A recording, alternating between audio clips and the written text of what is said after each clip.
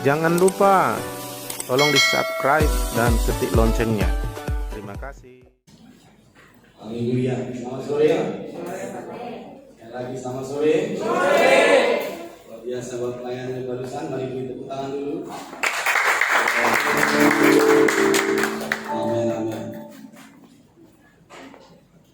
Oke, baik. Siapa yang hadir tadi pagi? Boleh angkat tangan. Oke.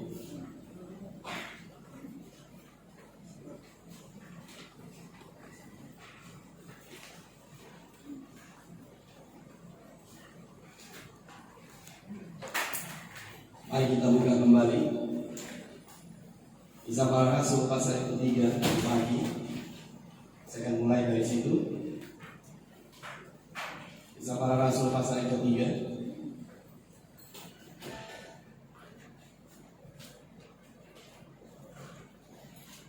Sudah sampai, katakan amin. Kisah Para Rasul pasal yang ketiga 18. Tetapi dengan jalan, kalau kita mendengar kata jalan, kita akan mendengar kata cara juga. Karena kalau kita menempuh sebuah jalan, tentu kita sedang pergi ke satu tempat.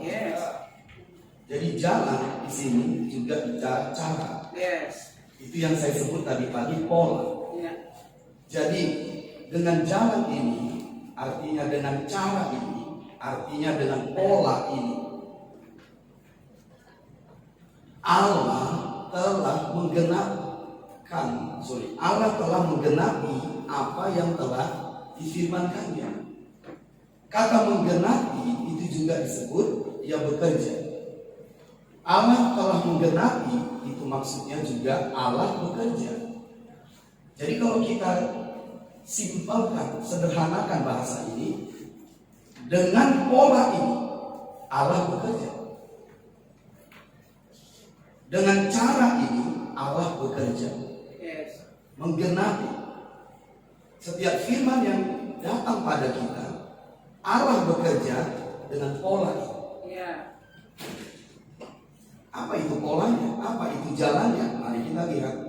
Tetapi dengan jalan demikian, dengan cara demikian, dengan pola demikian, Allah telah menggenapi, Allah bekerja apa yang telah difirmankannya dahulu dengan perantaraan nabi-nabinya. Jadi pola Allah atau cara Allah bekerja pada kita adalah melalui firman-Nya, betul. Tapi firman-Nya yang diberinya pada nabi-nabinya. Bayangkan kalau kita nggak bertemu dengan Nabi.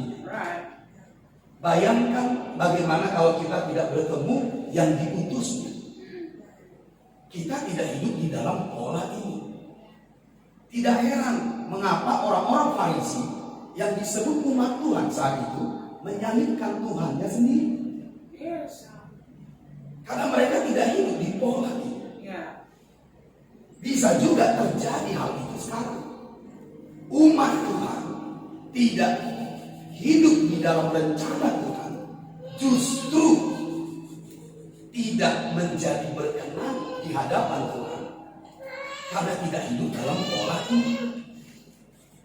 Mungkin kita tidak menyalibkan Yesus lagi karena Yesus sekarang ada di surga, tapi bisa kita tidak hidup dalam rencananya, tidak hidup dalam tujuannya.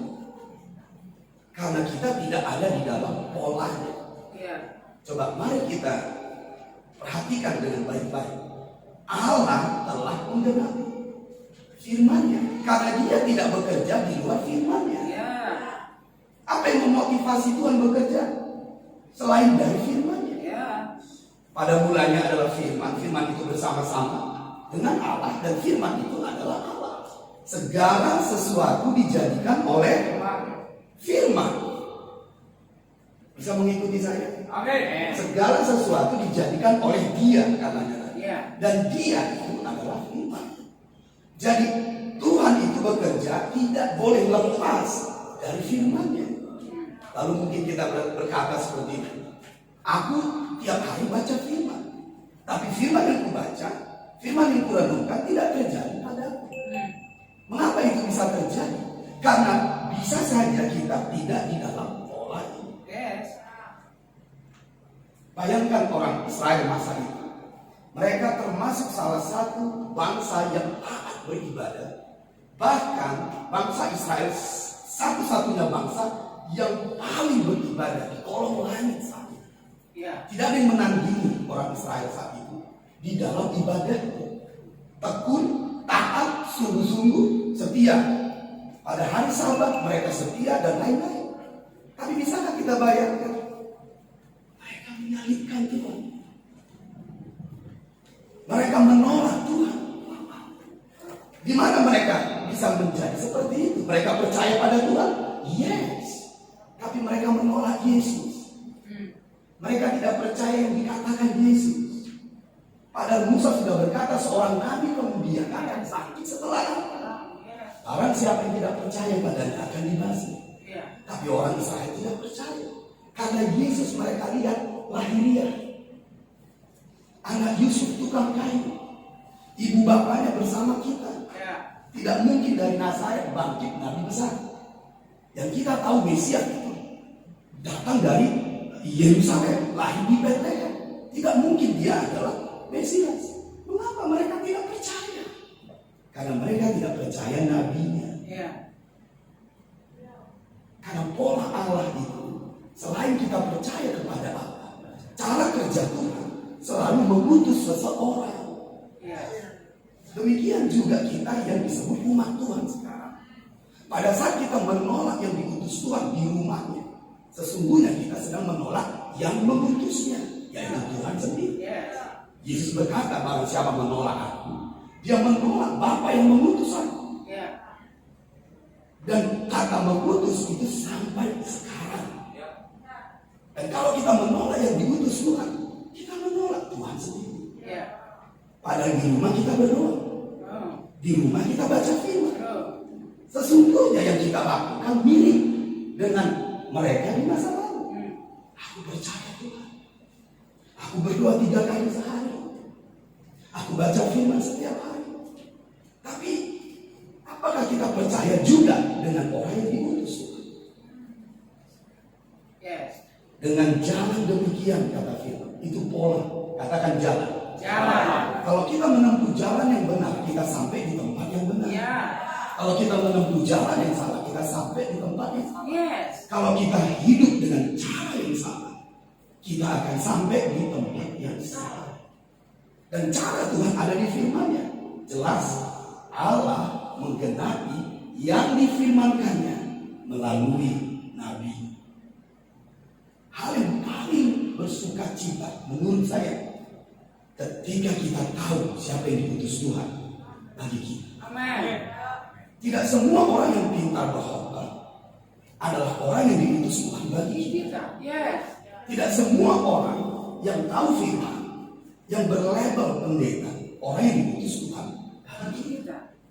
Ini seseorang yang memberi tujuan pada kita, yang memberikan rencana Tuhan pada kita. Jadi bukan hanya sekedar kita tahu firman tertulis, tapi hati Tuhan kita tahu, rencana Tuhan kita tahu, agenda Tuhan kita tahu. Satu lagi, dengarkan Bapak. Kalau kita menerima Yesus, kita lahir baru, kita percaya, kita diselamatkan. Tapi orang yang diutus Tuhan itu membentuk Yesus di dalam diri. Itu dua hal yang berbeda. Menerima Yesus dan membentuk Yesus dalam diri kita, itu dua hal yang berbeda. Kalau disebut membentuk Yesus, itu kita dimentor, kita dilatih. Sama seperti Paulus berkata, aku menderita sakit bersalib oleh karena kamu, sampai rupa Kristus, gambar Kristus nyata dalam diri. Jadi tidak hanya sekedar kita lahir baru, tidak hanya sekedar kita menerima Yesus, tapi Yesus harus hidup dalam diri kita. Itu yang disebut surat Kristus. Perjanjian lama siapa yang baca? Hanya kalangan kita. Orang tidak bisa membaca. Dia tidak mengerti.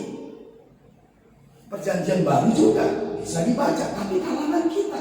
Bagaimana suku lain, agama lain, orang-orang lain, bagaimana membaca itu? supaya mengenal Yesus. Ada surat Kristus, Bapak Ibu, yaitu hidup kita sendiri. Haleluya. Dan kalau kita keluar bisa dibaca orang. Amin. Itu yang disebut firman itu ditulis di hati kita. Yang disebut firman menjadi daging. Bukan firman di pikiran, firman di rohani. Kemana pun kita pergi, firman itu kita bawa. Kita menjadi tabut Tuhan yang berjaga. Katakan tabut Tuhan. Tabut Tuhan Yang berjaga. yang berjalan. Katakan firman Firman adalah Allah. adalah Allah. Firman Firman adalah Yesus. adalah Yesus. Kalau firman ditulis di hati kita, berarti Yesus ditulis di hati kita. Yes. Dengan sendirinya kita berbicara seperti Yesus, berpikir seperti Yesus, merasa seperti Yesus. Kita menjadi representatif Kristus di mana kita berada. Tapi ingat tadi pagi saya menyebut, untuk itu terjadi pada kita semua, kita harus ada di pola itu. Yes. Karena Paulus dan Roh Kudus menulis firman itu di hati kita Yes. dengan tinta yang tidak tinta manusia, tapi oleh Roh Kudus dalam diri kita. Jadi kalau kita tidak memiliki seseorang yang diutus Tuhan bagi kita untuk menyatakan jalan-jalannya, itu tidak komplit. Ini yang kita sebut dengan istilah yang sekarang adalah pembapaan. Sebenarnya ini bukan istilah yang baru. Yes. Di perjanjian baru Paulus menyebut kepada Timotius, anakku yang sah. Yeah.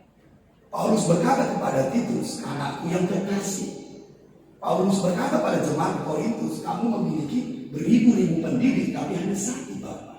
Jadi kata Bapak rohani yang menyatakan sumber itu di perjanjian baru sudah dicatat. Tapi mengapa sekarang ini digaungkan? Karena penyesatan semakin banyak. Lihat aja di internet kita. Kita perlu seseorang yang menuntun jalan kita sehingga kita tidak melenceng. Coba 100 jemaat bisa 100 isi kepala. Dan kalau 100 isi kepala Tuhan berfirman dari depan, kita bisa menjadi oposisi. Yeah. Kita tidak bersama membangun dengan Bapak di rumah ini, rencana kita akan gagal. Dan itu kehendak setan. Yes. Pembapaan ini akan membuat umat Tuhan menjadi tetap bersatu, tidak tercerai-berai, mengingat setan sedang bekerja sedemikian rupa untuk menyesatkan umat Tuhan. Boleh saya memberikan satu gambaran tentang akhir zaman? Boleh? Saya mau ulangi lagi karena ini sedikit agak melebar. Boleh saya bagikan sedikit tentang akhir zaman? Boleh. Wahyu pasal 12.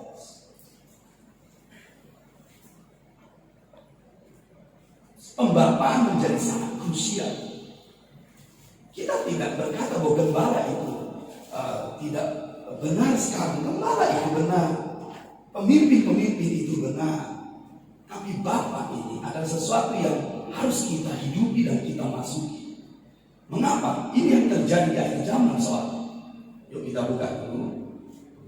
Wahyu pasal 12. Wahyu pasal 12. Ayat yang ke-13. Wahyu 12 ayat 13. Kita perlu nabi Tuhan membawa suara seperti ini supaya kita tidak bingung apa sih yang terjadi sekarang. Mengapa offline pindah online? Coba semua bisnis pekerjaan dari offline ke online, termasuk pendidikan dari offline ke online. Menjadi susah orang tua membuat anak-anaknya itu tidak terkontaminasi dengan banyak hal yang disebut sampah di dalam internet. Sekalipun ada juga yang baik. Karena mereka bisa belajar tapi klik-klik yang lain. Orang tua menjadi bingung dan bahkan stres. Anaknya di kamar sendiri tapi bertambah bandel. Mengapa? Karena kejahatan, kekerasan dan rupa-rupa kontaminasi ada di internet. Ini menjadi tugas yang berbeda dari di masa lalu. Beda, saya nggak tahu di tempat ini, di Medan itu masif sekali. Sehingga di tempat kita di gereja kita anak-anak tidak boleh main gadget. Saya tidak bilang seperti apa di sini. Di tempat kita tidak boleh main gadget. Anak saya dalam 24 jam hanya 1 jam boleh pegang handphone. Sampai dia saya percaya bisa menjaga kontaminasi di luar. Yes. Itu sebabnya anak saya sudah kelas 2 SMA tidak mengerti itu apa pornografi. Karena dia harus tahu dari saya pornografi. Yes. Karena hal-hal seperti ini ditawarkan sedemikian rupa di internet, Yes. bahkan di gereja, Yeah. dari doktrin ke doktrin, mumet kita. Ada yang bilang begini, ada yang bilang yang begitu. Kita dipimpin kemana? Itulah sebabnya Tuhan baik. Dia menghembuskan Yes. pembapaan. Supaya apa? Kita tahu, kita secure, kita aman. Oh, kita sedang berjalan dalam tujuan. Amen. Karena itulah pola. Dengan jalan ini, dengan cara ini, dengan pola ini, Allah bekerja. Nggak heran. Di gereja-gereja tidak seperti dulu. Hadirat Tuhan makin gersang. Mengapa makin gersang? Karena tidak hidup di dalam pola itu. Karena cara Tuhan bekerja adalah dengan cara yang sama. Dengarkan saya baik. Mungkin ini agak sedikit tegas. Tidak peduli seberapa fasihnya kita melakukan aktivitas agama, Tuhan selalu bekerja karena firman. Dia tidak bisa dimanipulasi oleh manusia. Kalau itu di luar firman, sia-sia kita percaya. Itu sebabnya kita harus tahu firman. Kalau kita bertanya, firman tertulis kitab suci, amin. Karena segala tulisan yang diilhamkan Allah bermanfaat untuk mengajak, menyatakan kesalahan dan seterusnya. Tapi ada yang lain, Bapak Ibu. Firman di mulut Nabi. Kalau kita percaya, kualitasnya sama seperti suara. Kalau ini dipulihkan dalam gereja, setiap kali hambanya berbicara di sini, gedung ini akan penuh. Mengapa? Karena mereka mendengar suara Tuhan, bukan suara manusia. Saya akan sampai di situ nanti, karena ini penting buat kita supaya kita diselamatkan dari kondisi yang hiruk pikuk sekarang. Semua membingungkan. Ada seorang pemimpin datang ke gereja kita, mendengar kaset MP3 saya. Lalu dia mendengar sesuatu yang berbeda di kaset MP3 saya. Dia datang dari Jakarta, pebisnis, datang dari Jakarta, hanya mendengar kaset MP3 saya. Lalu kemudian dia datang berjumpa dengan saya, oke. Saya bilang, karena dia datang dari jauh, kami bercerita sedemikian rupa. Lalu kemudian besok dia datang ke gereja. Dan setelah selesai ke gereja, besok dia mau pulang, dia berkata, saya sudah lama mencari yang seperti ini. Dari mana kehausan itu? Karena Tuhan sedang menghembuskan sesuatu yang baru dari zaman. Hadiratnya, firman-Nya akan dibuka lebih dari yang sebelumnya. Dan dia berkata, saya mencari yang seperti ini. Karena Allah akan bekerja oleh hamba-hamba yang dia beri firman di mulut. Dan orang akan mendengar. Setiap kali orang yang percaya pada firman di mulut hambanya, jadi. Itu sebabnya di tempat kita dan di sini saya yakin. Pada saat hambanya berkata, Bapak di rumah ini berkata, angkat tangan. Tuhan menjamah ibu yang di sebelah sana, ibu yang di sebelah sana. Akan terjadi kalau kita percaya. Mujizat itu sekarang lebih dekat dari kita. Setan harus dikalah. Setan harus kita injak. Dan Yesus harus ditinggi. Bapak Ibu Saudara, inilah jalan. Ini cara Tuhan. Lihat, 8 poin tadi akan menjadi realita, akan menjadi nyata, supaya dosamu dihapuskan, supaya kau menerima waktu kelegaan, refreshing, restoration, revival, supaya kau menerima yang dinubuatkan, supaya kau menjadi bagian dari perjanjian kekal Tuhan dengan nenek moyang kita. Amazing. Tapi kita harus hidup dalam pola. Jadi dengan hal yang paling berbahagia dalam hidup kita, kita bertemu Bapak kita. Bapak rohani, bukan pendeta. Bapak rohani, spesial dari Tuhan. Makanya ini bukan hubungan yang dipaksakan. Pada saat kita mendengarnya, roh kita menyalanya. Pada saat kita mendengarnya, hidup kita diposisikan. Pada saat kita mendengarnya, pikiran kita diposisikan jadi pikiran yang benar. Kita melihat ini baru terjadi dalam diri kita sewaktu kita mendengarnya. Ini orang, jangan nunggu besok, ikuti dia. Yes. Dengarkan saya, Timotius itu sudah terkenal baik di lingkungan gereja di Derbe pada saat itu. Tapi Paulus mengajaknya karena pembapaan ini tidak berbicara tentang keselamatan, Yes. dia bicara tujuan. Yes. Karena keselamatan itu hanya kita lahir baru, tapi hidup ini bukan hanya lahir baru. Kita hidup dengan tujuan yang lebih besar. Amen. Kita perlu Bapa. Ada amin. Amen. Misalkan lebih baik ada amin. Amen. Apa hal yang paling membahagiakan? Kita tahu wakil Tuhan dalam hidup kita. Amin. Kita akan mengalami ini semua. Amin. Amen. Boleh saya lanjutkan levelnya? Yes. Saya mau bertanya. Boleh saya lanjutkan levelnya? Boleh. Baik. Oh, wahyu tadi belum? Belum. Oke. Thank you. Saya melihat wajah-wajah kebingungan. Wahyu. Ini yang terjadi di akhir zaman. Makanya kita perlu pembapaan. Lihat. Wahyu pasal 12.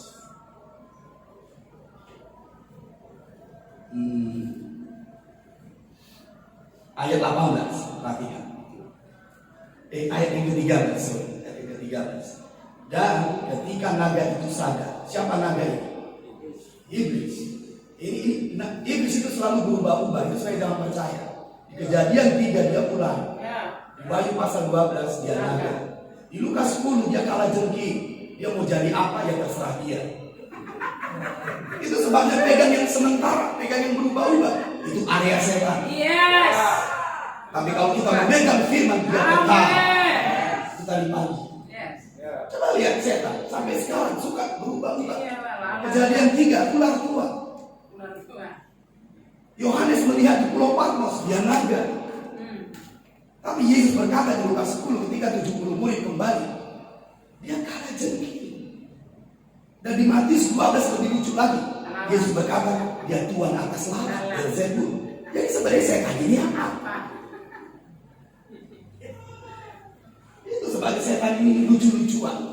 Kalau kita percaya pada setan, kita akan jatuh. Karena saham setan makin jatuh. Pertama Lucifer dibuang ke bumi, saham dia jatuh. Di akhir zaman dia dibuang ke jurang maut, betapa jatuhnya sahamnya. Jangan beli saham setan ya. Beli saham Yesus supaya naik.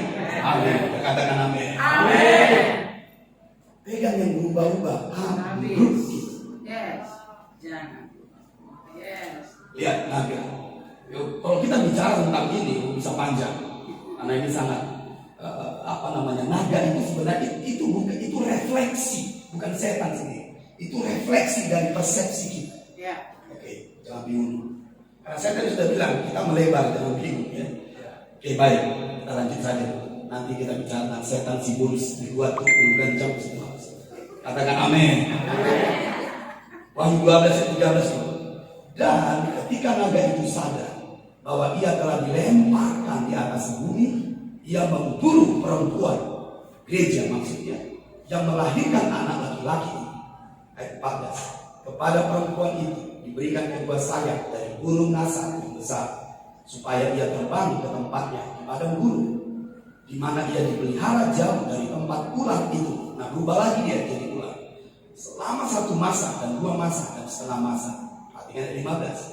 Lalu ular itu menyemburkan dari mulutnya air sebesar sungai ke arah perempuan gereja, supaya ia dihanyutkan. Maksudnya air itulah doktrin palsu dari setan. Kalau kita lihat di sini disemburkan air, bukan air, bahasa Inggrisnya itu flood itu banjir bandang. Jadi setan sekarang bekerja untuk mengirimkan banjir bandang penyesatan. Terus saya nggak heran di internet banyak sekali. Nah, apa yang membuat kita menjadi terjaga? Tuhan mengirimkan yang diutusnya untuk mengakurasi kebenaran di batin kita, sehingga kita tidak dihanyutkan.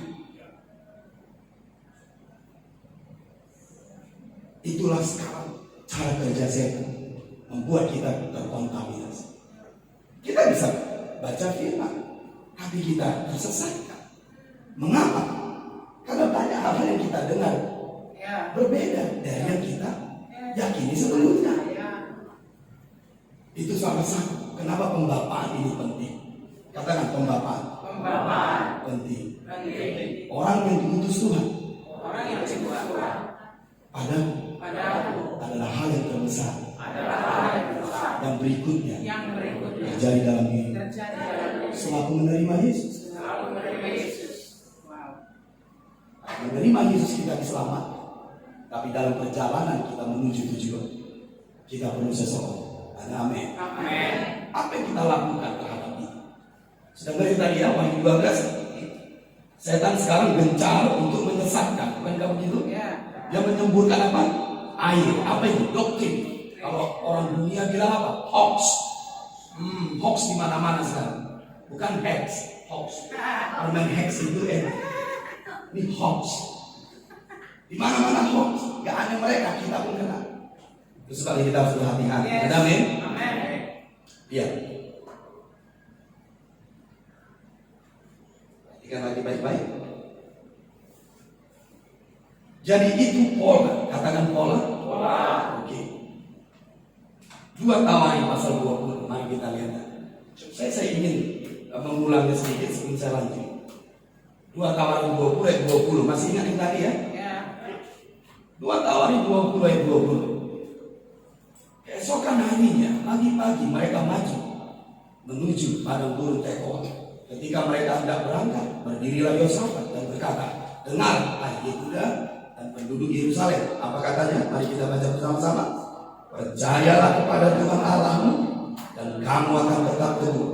Percayalah kepada nabi-nabinya dan kamu akan. Coba lihat di situ kata percaya. Sama nggak ditujukan kepada Tuhan dengan kepada nabinya? Sama. Kita nggak bisa bedakan. Coba nggak begini ya. Percayalah kepada Tuhan Allahmu dan kamu akan tetap teguh. Percayalah setengah-setengah kepada nabinya. Uji dulu, cocok atau enggak? Kan udah begitu. Kalau dia udah nabi Tuhan, konfirmasi di roh, kenapa kau uji? Kenapa kita bimbang? Kenapa kita mulai pikir-pikir dulu? Ketika kita menunggu suara Tuhan datang, kita kehilangan waktu. Dan memberi pertimbangan terkadang-kadang itu adalah bagian dari tidak percaya. Ya. Karena kalau kita percaya seperti Maria, biarkan itu jadi padahal nggak ngerti Maria. Kenapa? Bagaimana orang hamil Roh Kudus turun? Yang saya tahu hamil itu saya punya suami. Tapi dalam ketidakmengertian Maria, dia percaya. Ada amin. Apa kata malaikat kepada Maria? Bagaimana aku bisa mengandung aku belum bersuami? Apa kata Roh Kudus? Kata malaikat, Roh Kudus akan turun atas. Di mana ada seperti itu? Kalau Roh Kudus turun, Amin. orang hamil. Maria nggak pernah baca buku itu. Yang saya tahu hamil kalau saya punya suami. Tapi dalam ketidakmengertian, karena itu adalah malaikat Tuhan.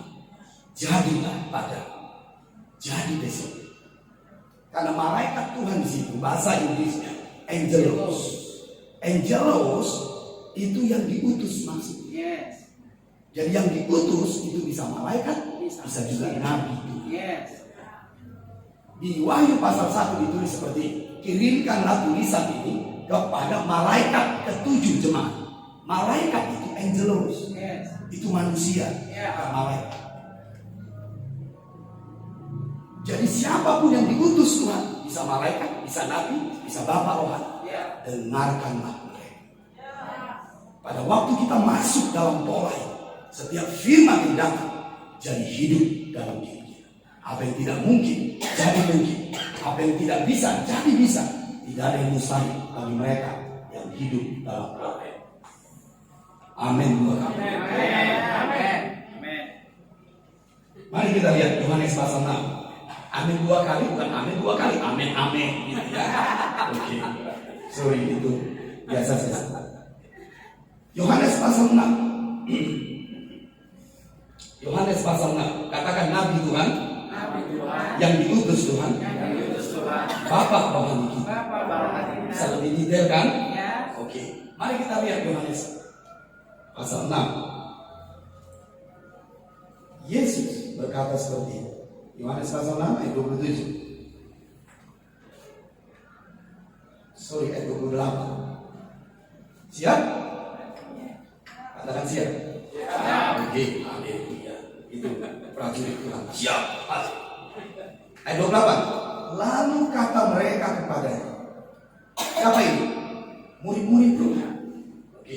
Lalu kata mereka kepadanya, apakah yang harus kami perbuat supaya kami mengerjakan pekerjaan yang dikehendaki Allah? Siapa yang mau tahu di sini apa pekerjaan yang dikehendaki Allah?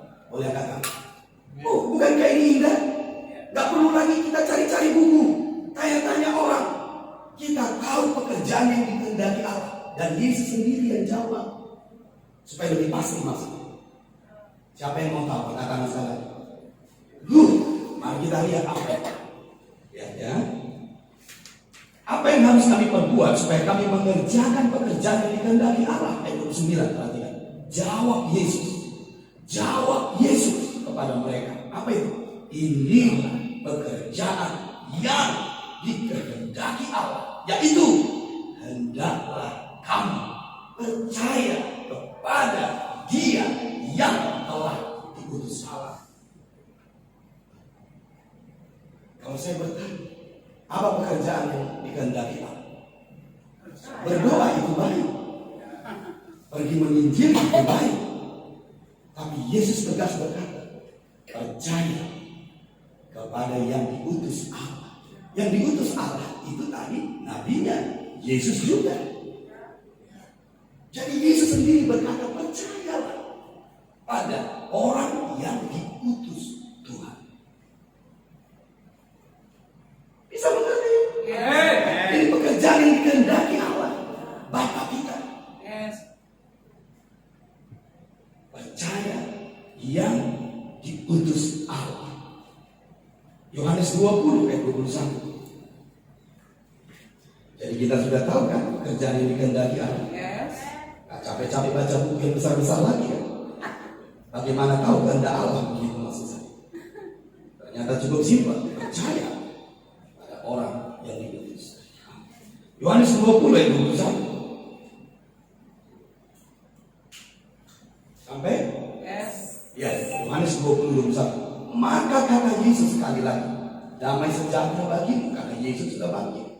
Sama seperti Bapa mengutus aku, demikian juga sekarang aku mengutus kamu. Jadi yang diutus Allah itu tidak hanya Yesus, Dia mengutus lagi. tapi Yesus mengutus lagi. Yes. Karena ini tadi apa? Pola. Yes. Dan Allah tidak pernah meninggalkan pola itu sampai hari ini. Amin. Itu sebabnya kita bersyukur buat Bapak di rumah itu yang diutus Tuhan. Yes. Amin. Saya rindu mengajak kita berdoa di sini, supaya tangan ilahi dari Tuhan sendiri jamah hati kita, membalikkan percaya kita pada orang yang diutus Tuhan. Saya yakin hidup kita akan berbeda. Pelayanan kita akan berbeda. Dimanapun kita menjadi gembala akan berbeda. Karena kebangunan rohani di hati akan terjadi. Firman itu tidak apa ya saya sebut tidak tawar. Kita menyampaikan firman menggebu-gebu, tapi hati kita tawar. Kita menyampaikan firman dengan suara yang menggelegar, tapi tidak ada keintiman di dalam. Yes. Tapi dengan pola ini kita tidak akan mengalami. Amin. Pada saat kita mengangkat tangan, kita melihat Dia. Pada saat kita membaca firman, semua pewahyuan. Amin. Saya kasih nanti firman, kalau itu benar. Cara kita membaca firman tidak lagi sama. Cara kita memuji tidak lagi sama. Cara kita melayani tidak lagi sama. Pada saat kita menyanyikan lagu-lagu, sekalipun musiknya fals atau apapun, tapi karena Dia di dalam hati kita, terjadi sebuah hubungan yang hidup. Kita nggak perlu alat bantu. Akan mengalami semua hal. Katakan percaya. Jadi saya berkata seperti itu. Yesus berkata, inilah pekerjaan yang dikehendaki Allah, yaitu hendaklah kamu percaya kepada yang diutusnya. Apakah itu Yesus saja? Tidak. Yesus juga mengutus. Jawab lagi. Karena itulah pola Tuhan. Kisah 3 dan itu berlanjut. Ada amin? Boleh saya naikkan levelnya?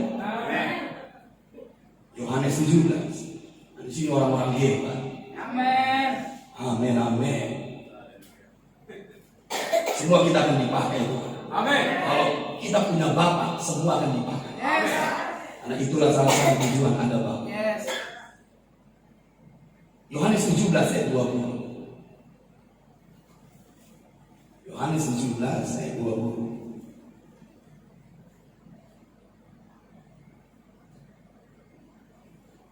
Lihat. Dan bukan untuk mereka ini saja aku berdoa. Yesus berdoa untuk murid-muridnya. Tetapi juga untuk orang-orang kayak kita ini. Yang percaya kepada kita, semua percaya pada Yesus. Tapi lihat, oleh pemberitaan mereka. Jadi kita percaya Yesus oleh pemberitaan yang diutus Tuhan. Yes. Ini pola. Yang percaya kepada. Jadi sewaktu saya atau Bapak di rumah ini memberitakan firman sebagai diutus Tuhan, kita justru semakin percaya pada Yesus. Itu maksudnya ini. Oleh pemberitaan mereka akan percaya pada. Dan dengarkan ayat ini. Yesus berdoa untuk kita. Yes. Oleh mereka. Yes. Dia bersyafaat untuk kita di hadapan Bapa.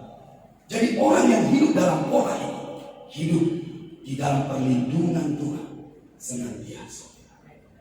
Ada amin. Ayat itu berkata, percaya padaku oleh pemberitaan mereka. Yesus berdoa. Mari angkat tangan. Bapa surga, kami percaya bahwa pewahyuan ini sudah kau sediakan di rumah. Yes. Dan bukan kemampuan kami untuk mengerti, tapi karena Roh yang memberi pengertian dan pemahaman. Tuhan, aku berdoa, bawalah kami masuk pada pola ilahi ini, supaya kami terus bergerak dari musim ke musim, terus bergerak dari kegerakan pada kegerakan. Kami tidak menjadi stagnan, kami tidak menjadi tawar dan biasa, tapi kami terus bergerak bersamamu. Dari tempat ke tempat, dari kota ke kota, dari kegerakan pada kegerakan, sampai garis akhir perjalanan hidupnya. Tuhan, berkati gereja, berkati umat ini. Buka mata mereka bahwa kau punya maksud, punya tujuan yang besar atas hidup. Sebab engkau memanggil kami untuk melakukan hal-hal yang besar. Saya rindu untuk kita bangkit berdiri sebentar. Haleluya. Angkat tangan dua-dua ke surga. Haleluya. Sebab bukan kuat, bukan gagah, tapi oleh Roh demikianlah firman. Demi nama Yesus, tangan kami terangkat, Bapa. Tangan kami terangkat, tanda kami percaya. Oh, firman-Mu firman-Mu absolut, firman-Mu ditaati. Sangat patut harga. Itulah bukti kami percaya. Sekalipun itu tidak menyenangkan, tapi kami percaya. Kami tahu. Karena kami tahu bahwa segala maksud-Mu adalah baik, dan sempurna. Kami mengangkat tangan karena kami percaya bahwa baik. Oleh sebab itu, bawa kami masuk pada kegerakan di musim yang baru demi nama Tuhan Yesus. Diberkatilah engkau, hai umat Tuhan. Engkau harta kesayangan Tuhan. Engkau ditebus oleh darah. Engkau dilahirkan oleh Roh Tuhan. Dan Dia adalah Bapamu selalu. Jangan takut, jangan bimbang, jangan panik. Percayalah kepada Allah dan kau akan tetap teguh. Percayalah pada Nabi. Amin. Hati dan percaya. Sama-sama berkata. Amin. Kita berikan tepuk tangan. Bapak Ibu masih pendahuluan. Sesi belum lanjut. Berbahagialah orang yang lapar dan haus akan kebenaran, karena mereka akan dikuasai. Lapar dan haus akan. Karena kalau nggak dulu pasti pulang. Saya siap mau menaikkan levelnya lagi. Oke, baik. Ini dia. Yohanes 6 ayat 6.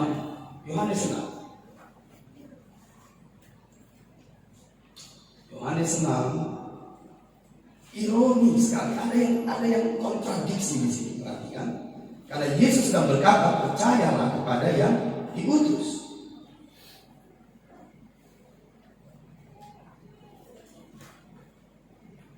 Ayat yang ke-60.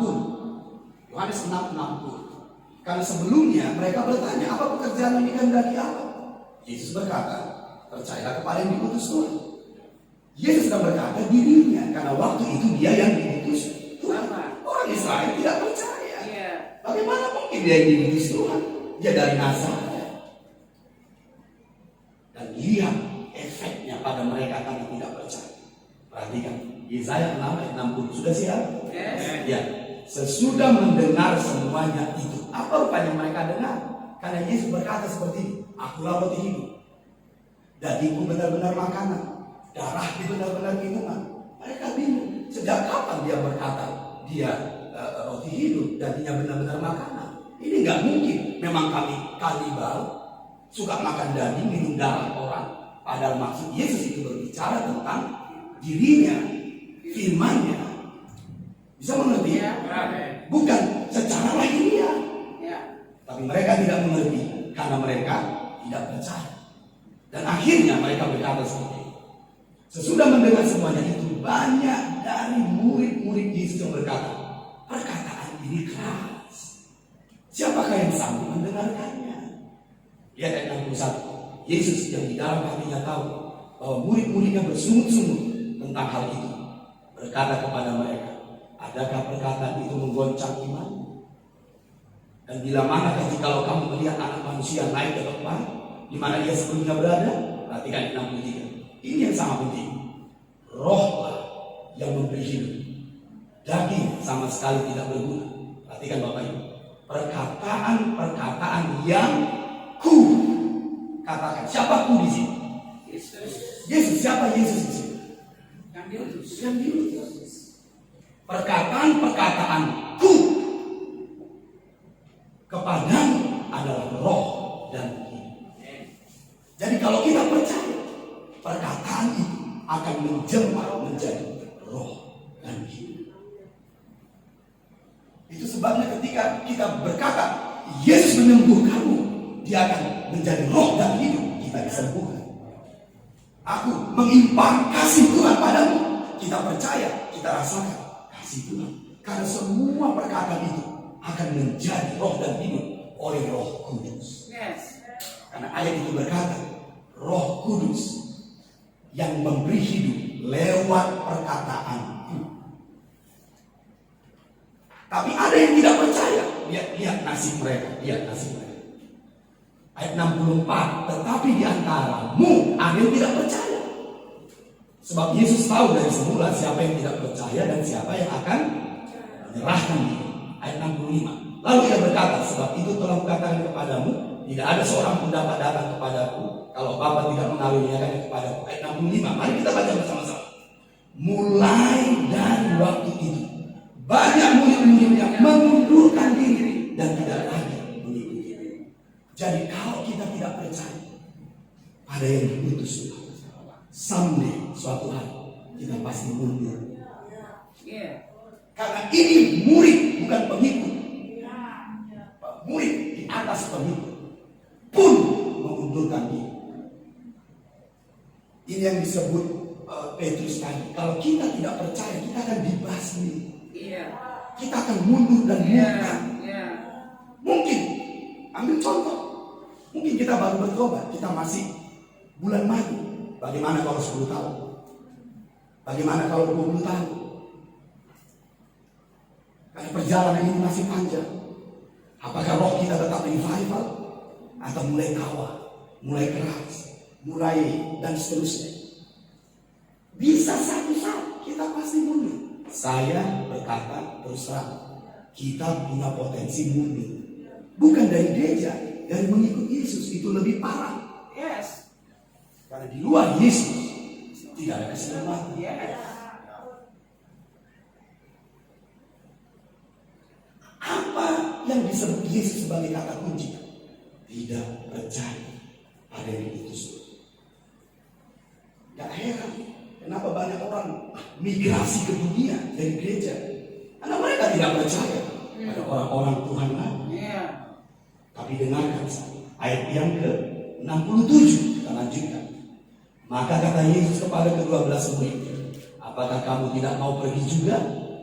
Jawab Simon Petrus kepada Tuhan, kepada siapa kami akan pergi? Perkataanmu, lihat, adalah perkataan hidup yang kekal, atau perkataanmu adalah roh dan hidup. Karena mereka percaya, lihat, dan kami telah percaya, lihat kan? Kalau kita percaya, kita akan tetap teguh. Tidak peduli ribuan orang meninggalkan Yesus. Yes. Tidak peduli orang menjadi murtad. Yes. Tidak peduli seberapa hebat gereja di seberang sana. Alright. Tapi aku Yes. tetap teguh. Itu sebabnya seperti Bapak gembala di rumah ini berkata, gereja sering jadi panti asuhan. Dibesarkan lalu pergi. Bagaimana kita pergi kalau kita terikat sebagai bapak anak? Yes. Bagaimana kita pergi dan mengundurkan diri? No. Cannot. Karena Yes. kita hidup dalam pola. Yes. Dan kita berpikir bahwa kita sedang melayani Tuhan, sesungguhnya kita sedang menyalibkan Tuhan. Tak bisa. Tapi ini saat pewahyuan ini dikirim di rumah Amen. dengan nama Yesus. Amen. Sehingga tidak ada firman yang lepas dari mimbar ini Yes. kalau tidak adalah roh dan hidup. Yes. Roh dan hidup. Firman kesembuhan terjadi. Yes. Firman terobosan terjadi. Amen. Firman tentang kelimpahan terjadi. Firman tentang pengaruh dan dampak itu terjadi demi nama Yesus. Sebab aku percaya Tuhan. Percaya adalah kata kunci. Tahu apa definisi Yohanes tentang dosa? Bukan perbuatan. Akan dosa sebab mereka tidak percaya kepada Yes. Yohanes pasal yang ke-14. Yes. Jadi asal muasal dosa itu tidak percaya. Yes. Jadi itu sebabnya apa serangan yang paling mematikan dari setan pada iman kita. Dan ini penting untuk kita pelihara. Ada amin. Amen. Jadi apa yang harus kita lakukan? Hidup dalam pola ini, percaya pada yang diutus Tuhan. Amin, amin, amin. Amen. Katakan perkataan-perkataan yang kukatakan akan menjelma jadi roh dan hidup. Firman yang tertulis akan menjadi roh pewahyuan. Firman yang tertulis akan menjadi nyata dalam hidup. Katakan lagi, firman akan menjadi daging kalau aku percaya pada orang yang diutus. Sebabnya ibadah kita akan menjadi sangat powerful. Ujian, penyembahan, dan firman menjadi hidup. Karena kita percaya pada orang yang diutus. Ada amin? Baik. Baru saya mulai sesi. Tadi masih pendahulu. Perlu kita gerak-gerakkan badan. Ini soalnya jam-jam danger. Kita boleh bangkit berdiri dulu. Boleh kita gerak-gerakkan. Kita buat begini, ya. Perlebar kapasitasnya. Perlebar kapasitasnya. Amin. Ayo mulai gerak-gerakkan. Amin. Bila penting kanan kiri, suami istri boleh saling kusut-kusut. Yes. Jangan yang berbeda jenisnya nggak suami istri ya. Yang laki-laki dengan laki-laki, yang suami dengan istri boleh. Ayo mulai gerak-gerakan. Segar ya, lancarkan aliran darah hilang. Sudah? Oke, kasih cas dulu kan. Kasih cas. Kadang-kadang dunia baru mulai masuk sesi loh.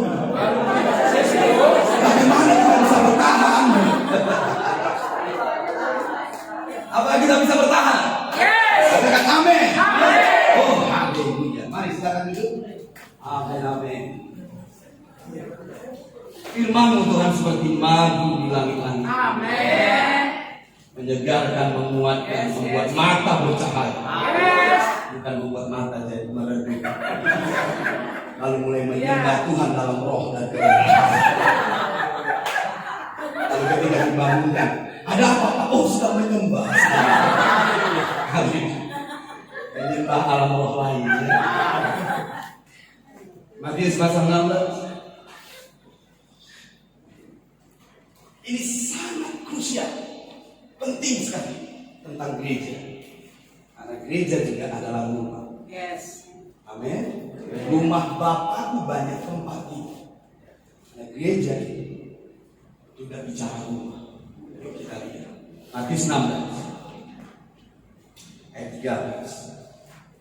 Setelah Yesus tiba di daerah Kaisarea Filipi, ia bertanya kepada murid-muridnya, kata orang, siapakah anak manusia itu? Katakan, kata orang.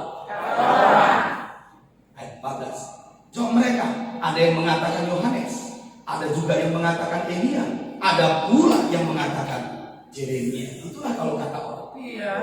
Ada juga, ada pula. Siapa yang mau kita beda? Kalau lihat di situ, ada juga, ada pula. Jadi isi loh Yesus. Ay siapa dokternya? Bingung doi basomari. Kata orang. Yes. Katakan kata orang. Kata orang. Kalau kita pergi keluar, siapa Yesus itu? Banyak opini. Kita hidup begitu. Ah, my God. Kita akan terombang-ambing. Kita bingung siapa Yesus. Yes. Lanjut ayat yang ke-15. Lalu Yesus bertanya kepada mereka, tetapi apakah kamu? Siapakah aku ini? Ayat 16. Maka jawab Simon Petrus, engkau adalah Mesias, anak Allah yang hidup. Kata Yesus kepadanya, berbahagialah engkau Simon bin Yunus, sebab bukan manusia, bukan kata orang, Yes. bukan manusia yang menyatakan itu kepadamu, melainkan Bapakku yang di sorga. Berarti ada yang kedua untuk kita mengenal Yesus, Bapa di sorga, bukan kata orang. Dan Yesus berkata, berbahagialah orang yang tahu aku dari Bapakku di sorga. Ini yang kita sebut pewahyuan. Begitu Simon Petrus mendengarkan tentang Yesus, siapa Yesus dari Bapa, ini respon Yesus. Perhatikan. Siap?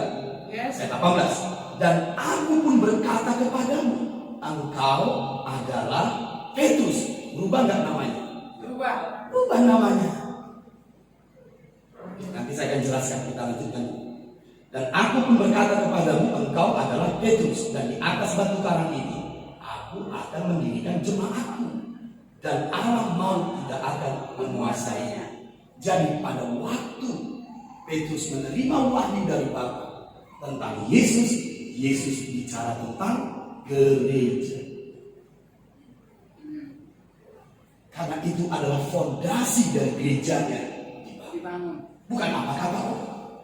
Yes. Karena kalau gereja dibangun apa kata orang, itu bukan gereja Yesus. Yes.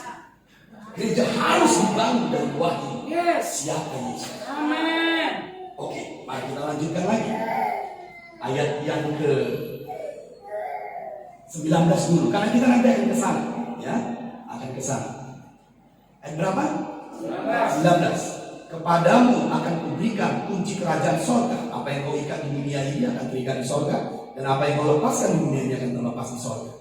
20. Lalu Yesus melarang murid-muridnya supaya jangan memberitahukan kepada siapapun bahwa ia Mesias. Lanjut lagi. Sejak waktu itu, Yesus mulai menyatakan kepada murid-muridnya bahwa ia harus pergi ke Yerusalem dan menanggung banyak penderitaan dari pihak tua-tua, imam-imam kepala, dan ahli-ahli Taurat, lalu dibunuh dan dibangkitkan pada hari ketiga. Kenapa Yesus menceritakan ini? Karena pewahyuan tentang Mesias sudah dinyatakan. Karena Mesias ada untuk menjadi anak domba yang dikorbankan. Makanya Yesus cerita, karena Bapa sudah mewahyukannya. Itu kenapa Yesus jelaskan. Bisa mengerti?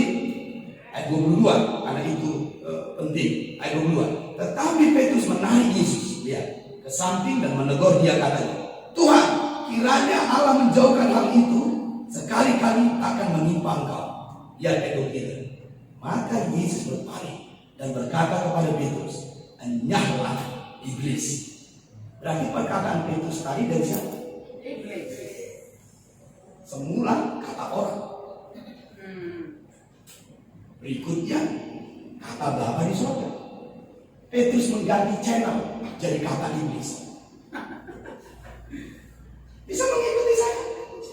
Bisa mengikuti saya? Bagaimana gereja dibangun dengan 3 channel seperti ini? Coba, karena Petrus mendengar kata orang. Petrus mendengar dari Bapa di surga. Petrus membuka channel kepada iblis. Bagaimana gereja dibangun seperti itu? Lanjutkan. Matius pasal 17. Biar kita lanjut. Ya, nanti kita akan kembali lagi. Saya ingin mengkomplitkan aja. Matius 17 ayat 1 sampai 5. 6 hari kemudian Yesus membawa Petrus, Yakobus, dan Yohanes saudaranya, dan bersama-sama dengan mereka dia naik ke sebuah gunung yang tinggi. Di situ mereka sendiri saja. Lalu Yesus berubah rupa di depan mata mereka. Wajahnya bercahaya seperti matahari dan pakaiannya menjadi putih bersinar seperti terang.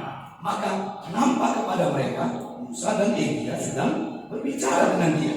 Lihat ayat 4. Kata Petrus kepada Yesus, Tuhan, betapa bahagianya kami berada di tempat ini. Jika engkau mau, biarlah kudirikan di sini 3 kemah. 1 untuk engkau, 1 untuk Musa, dan 1 untuk Elia. Dan lihat ayat 5. Dan tiba-tiba sedang ia berkata, turunlah awan yang terang menaungi mereka.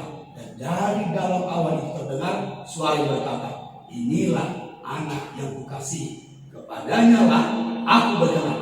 Apa? Dengarkan dia. Jadi seolah-olah begini, perhatikan Bapak Ibu.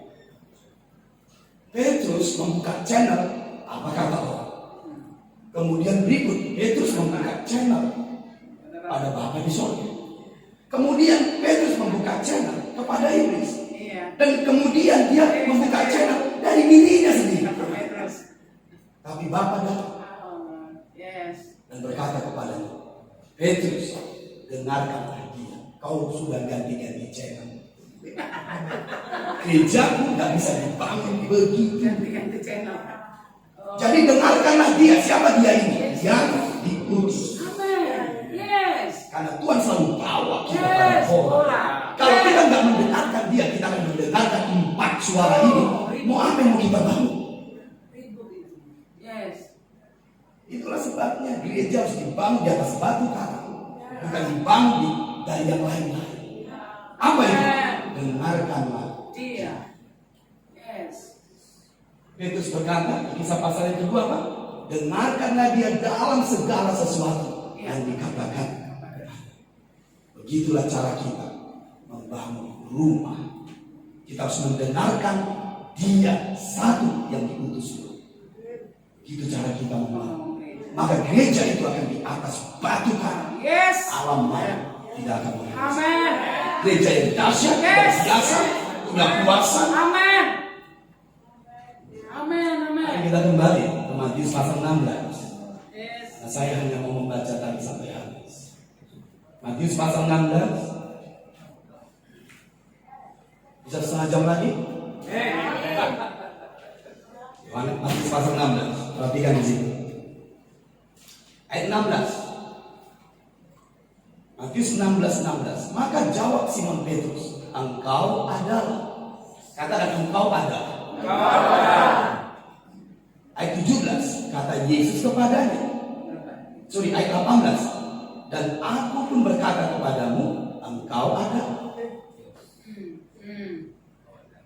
Pada saat kita tahu Dia, engkau adalah, maka Yesus pun akan berkata kepada kita, engkau adalah. Sewaktu Yesus diwahyukan dalam diri kita, kita pun berubah dari Simon menjadi Petrus. Simon itu artinya berubah-ubah. Petrus itu artinya batu karang, tetap teguh dan kokoh. Jadi hidup kita akan berubah kalau kita mendengarkan Dia. Itulah sebabnya gereja itu harus terdiri dari orang-orang yang mengalami perubahan hidup. Dari Simon menjadi Petrus. Ketika kita mendapat wahyu, ya Tuhan, engkau adalah, maka Tuhan pun akan mengubah kita menjadi engkau adalah. Jadi wahyu yang kita terima akan mengubah hidup kita. Dengarkan saya, dari orang-orang yang berubah inilah Yesus membangun gereja. Jadi gereja itu terdiri dari orang-orang yang progres, yang berubah, yang bertambah dewasa, yang mengalami terobosan, yang naik level, bukan stagnan. Karena Simon itu artinya berubah. Tapi kalau kita menerima wahyu, mendengarkan Dia, menerima wahyu, kita akan menjadi Petrus atau batu karang. Apa katanya? Pertama, aku akan membangun hidupmu menjadi gereja. Yang kedua, alam maut, penyakit, setan, dosa tidak akan menguasai. Dan yang ketiga, kepadamu kuberikan kunci kerajaan. Jadi tidak pada semua orang. Ini bukan dikutip-kutip. Kita harus hidup dalam polanya. Amin dua kali. Amin. Kalau kita diberi kunci kerajaan, kita bisa masuk kapan saja, kita bisa keluar kapan saja. Kita bisa mengikat terikat di sorga, kita bisa melepaskan terlepas di sorga. Ini bukan gagah-gagahan, dikutip-kutip di belakang mimbar. But nothing happen. Tidak ada yang terjadi. Karena ini hanya bagi mereka yang disebut Yesus. Kepadamu, kepada siapa? Petrus, bukan Simon. Karena Simon mendapat wahyu baru menjadi Petrus.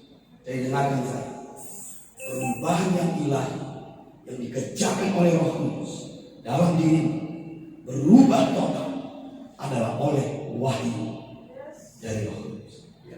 Pada saat kita duduk di sana, duduk di sini, dan pada saat saya menyampaikan firman, dan firman itu menjelma jadi wahyu, kita bisa berubah di tempat duduk kita, disembuhkan di tempat duduk kita, dipulihkan di tempat duduk kita. Itu sebabnya jangan heran kadang ketika kita menyembah, satu menangis, satu tidak menangis. Kenapa? Bukankah pujiannya sama, firmannya sama? Kenapa satu berubah, satu tidak berubah? Karena kita perlu menerima wahyu, bukan mendengar sama, tapi wahyu di dalam roh kita. Amin buat kita. Amin. Dengarkan lagi supaya wahyu datang. Bisa mengerti? Lihat di sini. Mari kita simpulkan dengan poin-poin. Ayat yang ke 17. Sudah siap? Kata Yesus kepadanya, berbahagialah engkau Simon bin Yunus. Bukankah begitu? Sebab bukan manusia menyatakan itu kepadamu, melainkan Bapa-Ku yang di surga. Lihat ayat 18. Dan aku pun berkata kepadamu, engkau adalah Petrus. Poin pertama, kita mengalami perubahan hidup. Dari Simon menjadi Petrus. Yang kedua, di atas batu karang ini aku akan mendirikan jemaat. Tuhan akan membangun kita menjadi gereja, menjadi rumah kediamannya. Itu maksudnya. Itu nomor dua. Yang ketiga, dan alam maut tidak akan menguasai. Yang ketiga, alam maut tidak akan menguasai. Maksudnya setan tidak menguasai, sakit penyakit tidak menguasai, kegelapan tidak menguasai, dosa tidak menguasai. Dan yang keempat, ayat 19, kepadamu akan memberikan kunci kerajaan surga. Itu yang terjadi pada kita. Kalau kita menerima wahyu dari Bapa. Amin. Amin. Bagaimana kita supaya bisa menerima wahyu dari Bapa? Percaya. Dengarkanlah Dia, percaya. Semua firman itu akan jadi wahyu. Yes. Roh dan hidup. Oh, berkatilah kami Tuhan. Bahwa kami masuk Tuhan pada dimensi demi nama Yesus. Mari kita bangkit.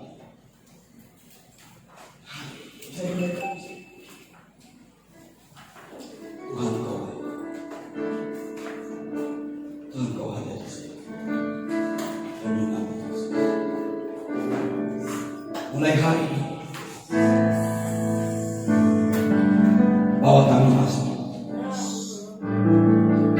Mulai hari ini, bawa kami percaya. Mulai hari ini, Amin. Amin. bawa kami naik. Yes. Mulai hari ini, pulihkan Amin. baharui. Mulai hari ini, restorasi hidup Amin. Amin. oleh kuasa. Kami mau hidup dalam rencana, kami mau hidup dalam agenda, dan bawa kami masuk bermitra, bekerja sama dengan untuk kota ini, untuk bangsa. Panggilan kami besar, panggilan gereja.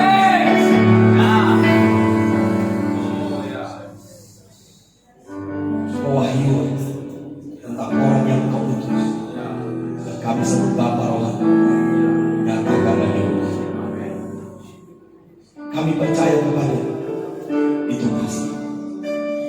Tapi buat kami percaya ada orang yang kau utus. Kami tahu dia manusia, dia punya kelemahan, kami tahu. Tapi dia yang kau utus pada kami. Buat hatiku percaya. Jamaah hati, sucikan dengan darah. Buat hatiku percaya. Kuduskan, sucikan, oleh darah kudus baharui kami.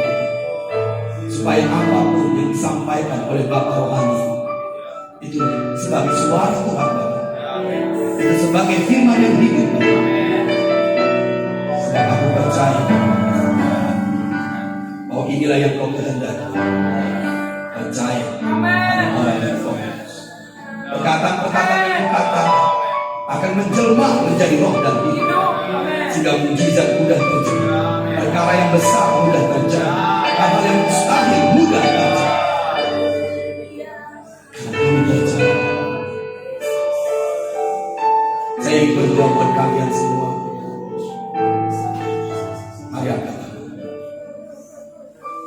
Bapakku mengangkat tangan demi nama Yesus. Buat umat yang kau kasih, mereka sudah mendengar tentang kebenaran. Yes, God. Aku berdoa supaya rohmu memenuhi, supaya rohmu menyingkapkan lebih lagi kebenaran ini dan membawa mereka masuk, supaya mereka menjadi berkat bagi banyak, bagi kota ini, bagi keluarga ini, bagi tetangga-tetangga, demi nama Yesus. Biarlah roh pembapaan lahir di rumah, roh keputraan lahir di rumah, roh anak-anak rohani, anak-anak pahat lahir di rumah, lahir di rumah, demi nama Yesus. Pemimpin-pemimpin yang hidup seperti Bapak, pemimpin-pemimpin yang menerima warisan seperti Bapak, bawa kebangunan rohani yang besar melalui pembapaan di rumah ini. Pembapaan bukan berarti otoriter, tapi pembapaan adalah momentum melatih kami untuk menjadi seseorang sesuai dengan panggilanmu. Demi nama Yesus. Bawalah rumah ini pada hubungan Bapa dalam yang inti dan kuat, yang tidak mementingkan diri sendiri, tapi hidup untuk tujuan Tuhan, tujuan Bapa. Tuhan, doaku padamu, biarlah kebenaran diwahyukan dalam hidupnya, sehingga gereja yang dibangun di atas batu kayu ada di. Biarlah kau memasuki hari yang baru, biarlah kau memasuki musim yang baru, berjalan bersama dengan Tuhan, melakukan perbuatan yang besar, menurut rencana yang berani demi Allah.